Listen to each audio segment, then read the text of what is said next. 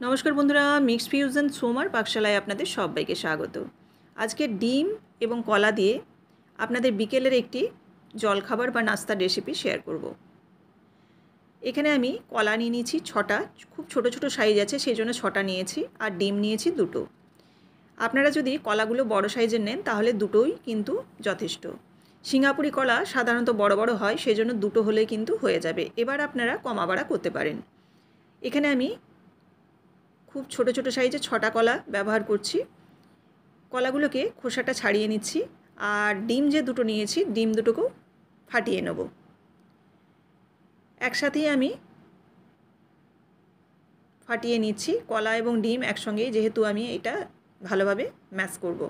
কলাটাকে এবারে কাঁটা চামচ দিয়ে খুব ভালোভাবে মেখে নিতে হবে, একদম যেন স্মুথ হয়ে যায়। যদিও এক আধটা ডালা থাকে তাতে কিন্তু কোনো অসুবিধা হবে না। এবার এই চামচ দিয়ে খুব ভালোভাবে মেখে নিচ্ছি। চামচে যদি না হয় তাহলে আপনারা হাতও ব্যবহার করতে পারেন, হাত দিয়ে ভালোভাবে মেখে নেবেন।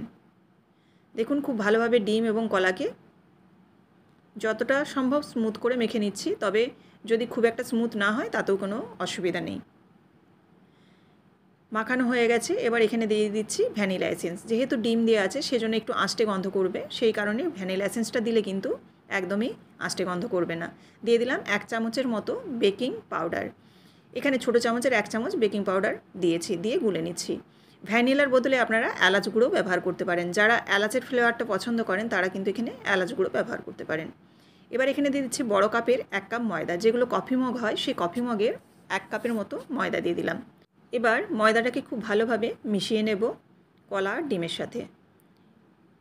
ভালোভাবে যখন মিশে যাবে তখন এর মধ্যে লিকুইড মিল্ক দেব, দিয়ে একটা মোটা ব্যাটার রেডি করব। এখানে আমি দুধ দিয়ে দিচ্ছি, দুধটা দিয়ে এখানে ব্যাটারটা বানাচ্ছি। আপনারা যদি লিকুইড মিল্ক ব্যবহার করতে না চান সেক্ষেত্রে কিন্তু গুঁড়ো দুধও জল দিয়ে গুলে আপনারা এখানে দিতে পারেন। এবার দেখুন নাড়াচাড়া করে নিচ্ছি, নাড়াচাড়া করে খুব ভালোভাবে মিশিয়ে নিচ্ছি চামচ দিয়ে। খুব ভালোভাবে মিশে গেছে, কিন্তু ব্যাটারটা যেহেতু মোটা আছে সেজন্য আরও আমি কিছুটা দুধ দিয়ে দিচ্ছি। এরকম কম কম করে 2-3 বারে দুধটা ঢেলে একটা মোটা ব্যাটার তৈরি করে নিতে হবে। দেখুন মোটামুটি ব্যাটারের থিকনেসটা আপনারা দেখলেই বুঝতে পারবেন। এখানে যেটা মিষ্টির জন্য আমি চিনি ব্যবহার করছি, সেই চিনিটা শেষেই ব্যবহার করছি, গুঁড়ো চিনি বলে। আপনারা যদি চিনির দানা ব্যবহার করেন তাহলে প্রথম দিকে দিয়ে দিতে পারেন। গুঁড়ো চিনি বলে আমি শেষের দিকেই দিলাম। এবার খুব ভালোভাবে এই ডাবু দিয়ে 1 থেকে 2 মিনিটের মতো ফেটিয়ে নিলে কিন্তু খুব ভালো ফুলবে এই পিঠেগুলো। এবার দেখুন খুব ভালোভাবে ফেটিয়ে নিলাম। এদিকে আমি কড়াইতে তেল গরম করতে দিয়েছি। এখানে আমি সাদা তেল দিয়ে দিলাম। এখানে আপনারা সাদা তেল ঘি দুটোর মিশ্রণও করতে পারেন। সাদা তেল দেওয়ার পর এখানে একটা ডাবু নিয়েছি, দেখুন এরকম গোল ডাবু একটা নিয়ে নিয়েছি। এই ডাবুটাকে খুব ভালোভাবে তেলের মধ্যে গরম করে নিতে হবে। এবার যে ব্যাটারটা রেডি করেছি সেই ব্যাটারটা কিন্তু এর মধ্যে আমি দিয়ে দেব ডাবুটা ভর্তি করে। এবার উপর থেকে দেখুন এই গরম তেলটা ছিটিয়ে দিচ্ছি, আর ডাবুটা কিন্তু অবশ্যই গরম হতে হবে। প্রথম 1-2টো পিঠে একটু উঠতে অসুবিধা হয়, কারণ ডাবুটা কম গরম থাকে বলে। কিন্তু ডাবুটা যদি আপনারা খুব ভালোভাবে গরম করেন তাহলে কিন্তু প্রথম পিঠেটাও খুব ভালোভাবে উঠে যায়। দেখুন আমি দিলাম, একদম সুন্দরভাবে আপনি কিন্তু ডাবু থেকে বেরিয়ে আসবে।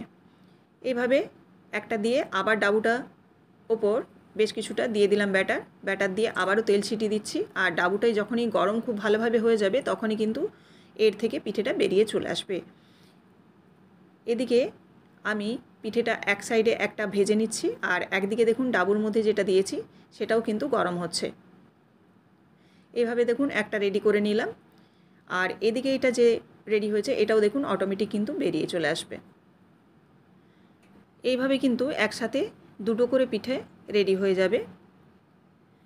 প্রত্যেকটা পিঠে আমি এরকমভাবে তৈরি করে নেব। তো আপনারা এই রেসিপিটি প্রথম থেকে শেষ পর্যন্ত দেখলেন, যদি ভালো লেগে থাকে অবশ্যই কিন্তু আপনারা কমেন্ট করে জানাবেন যে আপনাদের রেসিপিটি কেমন লাগলো। ভালো লাগলে অবশ্যই লাইক করে দেবেন, আর আরও বন্ধুরা যাতে দেখতে পায় সেজন্য অবশ্যই কিন্তু শেয়ার করে দেবেন। এরকমই প্রত্যেকদিন নিত্য নতুন রেসিপি দেখার জন্য অবশ্যই আমার চ্যানেলটিকে সাবস্ক্রাইব করে বেল বাটনটি প্রেস করে দেবেন। বেল বাটনটি প্রেস করলে কি হবে, আপনাদের কাছে সবার আগে আমার যে রান্নার ভিডিওগুলো দিই সেই নোটিফিকেশান কিন্তু আপনাদের কাছে সবার আগে পৌঁছে যাবে। তো দেখুন এইভাবে প্রত্যেকটা পিঠেই আমি কিন্তু রেডি করে নিচ্ছি। বেশ কয়েকটা আপনাদের দেখালাম। আর এই পিঠেগুলো কিন্তু বিকেলের টিফিন হিসাবে খেতে ভীষণই ভালো লাগে। এরকমভাবে কলা এবং ডিম দিয়ে আপনারা বিকেলের জলখাবার বা নাস্তা হিসাবে বানিয়ে নিতে পারেন। যারা ডিম খান না সেই রেসিপিও কিন্তু এরকম কলার আমার দেয়া আছে, সেই রেসিপিও আপনারা দেখে নিতে পারেন আমার পেজে বা আমার চ্যানেলে। তো দেখুন একদম রেডি হয়ে গেছে কলা আর ডিম দিয়ে সুন্দর একটি বিকেলের জলখাবার বা নাস্তা। বাচ্চা থেকে বড় সবাই কিন্তু পছন্দ করবে, বিশেষ করে যারা একটু মিষ্টি খেতে পছন্দ করেন তাদের জন্য কিন্তু এটি পারফেক্ট রেসিপি। এটা ফ্রিজে রেখে 2-3 দিন খেতে পারবেন, কিন্তু বাইরে রাখলে খুব একটা বেশি দিন থাকে না, একদিনের মধ্যেই খেয়ে নিতে হয়, কারণ এখানে যেহেতু ডিম দেওয়া আছে। আবারও আপনাদের সাথে দেখা হচ্ছে আগামীকাল। ধন্যবাদ।